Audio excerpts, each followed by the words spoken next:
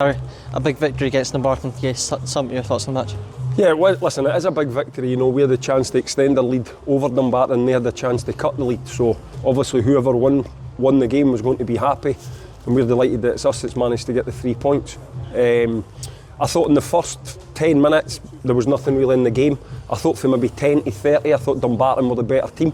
Had a few shots. I think DJ made a good save for a header, and they were the team that looked most likely to score. I think from 30 to 45 we sort of stopped that threat and started just coming into the game a little bit ourselves.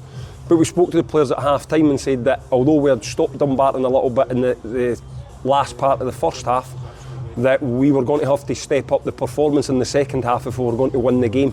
And it wasn't so much good football that we had to do the ugly side of it better than more. We had to make sure we were winning the first balls, picking up the seconds, no letting Wallace pin us, no letting Sean Crichton come through Big Matty. So everybody had to just pick up the ugly side of the game.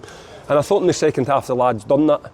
Again, I didn't think there was too much possession wise in the second half, but I think on chances created, we've created by far more clear-cut chances in the second half, and their goalies had two unbelievable saves.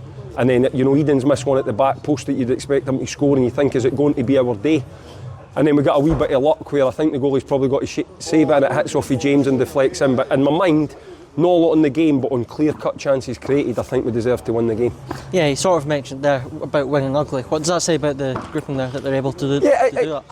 You know, ugly can sound like you're just booting the ball anywhere. I think sometimes you've got to win games just doing the horrible side of the game, the part of the game that's necessary to win the game. And I always stress that to the players, that you've got to be able to do that side of it before you can go out and show your talent, if you want, your technical ability. And I just thought we could have done better in the first half than we did at that part of the game. And to be fair to the players, they responded, and they picked up the second half. And you know, I don't really remember Darren having too many saves in the second half, if I'm being honest with you. So listen, the lads are delighted. It's a good run we're on. You know, it's got to try and keep them grounded, but you know, they need to enjoy the victories when they come as well. Yeah, James Berry's starting to make a bit of a habit coming off the bench and getting late wingers.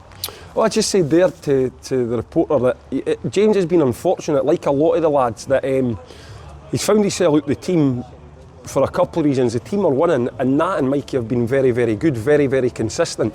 So there hasn't been a great need to change that. And James is a clever boy, you know, he's came here to played a lot of games last season, but he also understands the lads in front of him are doing well. And sometimes in football that happens. It happened to me in my own career, where you're itching, you're waiting to get on, but the boy that's playing in your position is actually doing well and the team's winning. And sometimes you have to be clever enough to see that, and James does see that. But what he does is he comes in, his training stats are always the highest or in the top 3 or 4 for the week.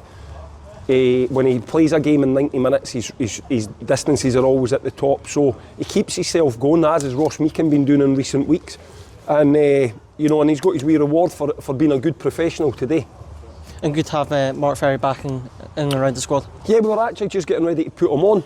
We were going to take off Big Matty Aiken and just let Matt try and run in behind that, and we got the goal and we thought we'd better keep Matty on for his height, because we thought Dumbarton would just put everybody forward, and that's what sort of happened in the last 5 minutes.